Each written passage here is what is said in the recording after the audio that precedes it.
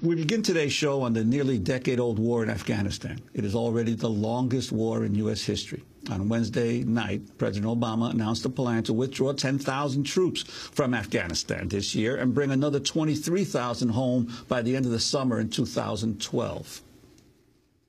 To our extraordinary men and women in uniform, our civilian personnel, and our many coalition partners, we are meeting our goals.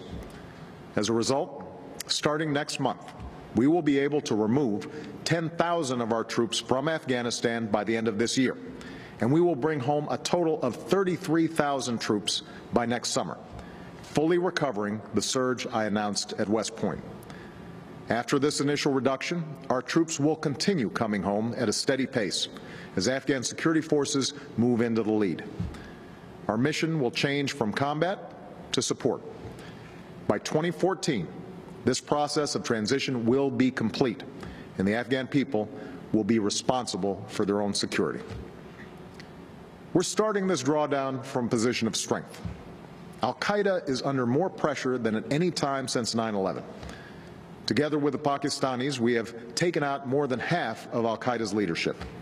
And thanks to our intelligence professionals and special forces, we killed Osama bin Laden, the only leader that Al-Qaeda had ever known. This was a victory for all who have served since 9/11. One soldier summed it up well. The message, he said, is we don't forget. You will be held accountable no matter how long it takes. President Obama's plan would leave around 68,000 military personnel plus thousands of contractors still in the country, the same size as before the troop surge last year. Along with emphasizing what the U.S. and its allies had achieved since the surge, Obama acknowledged that work remained to be done. In Afghanistan, we've inflicted serious losses on the Taliban and taken a number of its strongholds. Along with our surge, our allies also increased their commitments, which helped stabilize more of the country. Afghan security forces have grown by over 100,000 troops, and in some provinces and municipalities, we've already begun to transition responsibility for security to the Afghan people. In the face of violence and intimidation, Afghans are fighting and dying for their country, establishing local police forces, opening markets and schools, creating new opportunities for women and girls, and trying to turn the page on decades of war. Of course, huge challenges remain. This is the beginning, but not the end of our effort to wind down this war. We'll have to do the hard work of keeping the gains that we've made while we draw down our forces and transition responsibility for security to the Afghan government. And next May, in Chicago, we will host a summit with our NATO allies and partners to shape the next phase of this transition. President Obama concluded his speech by saying that Americans can take solace in the fact that two long conflicts were being brought to an end. Yet tonight, we take comfort in knowing that the tide of war is receding. Fewer of our sons and daughters are serving in harm's way. We've ended our combat mission in Iraq, with 100,000 American troops already out of that country. And even as there will be dark days ahead in Afghanistan, the light of a secure peace can be seen in the distance. These long wars will come to a responsible end. To discuss the president's remarks, we go to Washington, D.C., to Gareth Porter, historian, investigative journalist specializing in U.S. national security policy, your assessment of President Obama's announcement last night. I think there are two major storylines here about his speech. First, he made it clear that he had leaned very sharply in favor of the interests of the Pentagon and the military, as opposed to the interests or the views of those in his own administration who believed that we needed to save a lot more money from this war by withdrawing troops much faster, particularly the increment called the surge starting in 2010. He basically gave General Petraeus most of what he wanted, despite the fact that you're going to hear cries of pain from supporters of the military that he didn't get everything. He wanted 2 full years of combat against the Taliban with the vast majority of the surge troops. He got 1 year and 8 months, which obviously is roughly 80% of what he asked for. On the other hand, I think what I call the domestic faction of the Obama administration really lost out. They had hoped that the full increment, the surge increment of troops, 33,000, would be withdrawn this year, before the end of the year. And that was clearly a very major disappointment. I think the second storyline is equally important, and that is that Obama likened what he called the responsible withdrawal from Afghanistan to what has been done in Iraq. And of course, that reminds us that what the president did in Iraq was to promise to withdraw combat troops, combat brigades, while in fact leaving them there well beyond the date that they were supposed to be withdrawn. So I think we can look forward to, beyond 2012, having combat troops continue to carry out the war while the president is talking about withdrawing them. I think we're in for a repeat of the Iraq experience there.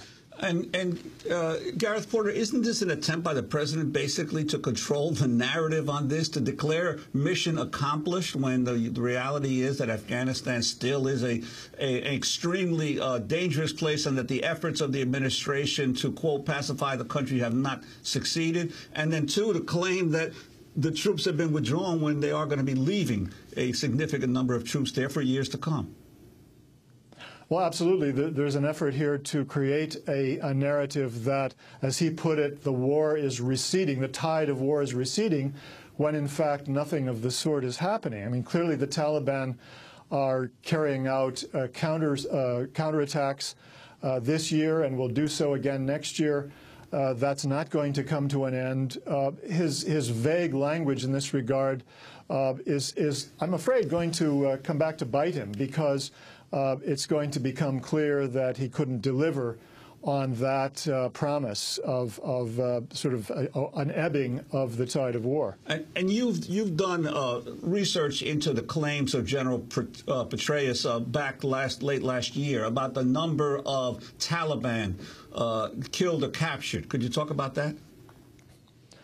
Yes, this is really an important part of the narrative that General Petraeus has been very successful in creating about the success of the Special Operations Forces in Afghanistan, in which he claimed that over a 90-day period, this was the claim in August of 2010, that over a 90-day period, the Special Operations Forces had actually captured 1,355 rank-and-file Taliban. Now, that was in addition to claims of killing more than 1,000 Taliban rank-and-file and capturing and killing 356 middle and high-ranking Taliban.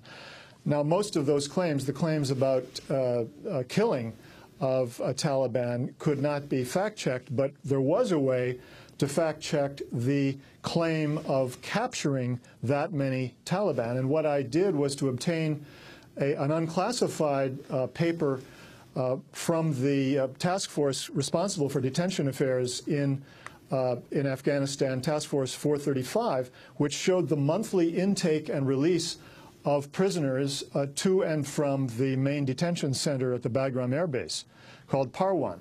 And what it showed was that only 270 Afghans were admitted as supposed Taliban into the detention facility during those 90 days. And so this is roughly 20% of the 1,355 claimed Taliban captives who turned out to be, who were not found to be civilians just in the first few days. But then in subsequent months, another couple of hundred were released from the detention facility, and in the end, about 90% of those claimed to be captive Taliban were, in fact, found to be civilians. And Gareth Porter, we've been reporting for quite a while that the U.S. is talking with the Taliban. Well, in his speech, President Obama indicated the U.S. might negotiate with the Taliban to enable a lasting solution to the conflict in Afghanistan. We do know that peace cannot come to a land that has known so much war without a political settlement. So as we strengthen the Afghan government and security forces, America will join initiatives that reconcile the Afghan people, including the Taliban. Our position on these talks is clear. They must be led by the Afghan government, and those who want to be a part of a peaceful Afghanistan must break from al-Qaeda, abandon violence, and abide by the Afghan Constitution. But, in part because of our military effort, we have reason to believe that progress can be made. Gareth Porter, your quick response. Yeah, this is a statement of policy that essentially puts forward totally unrealistic negotiating aims.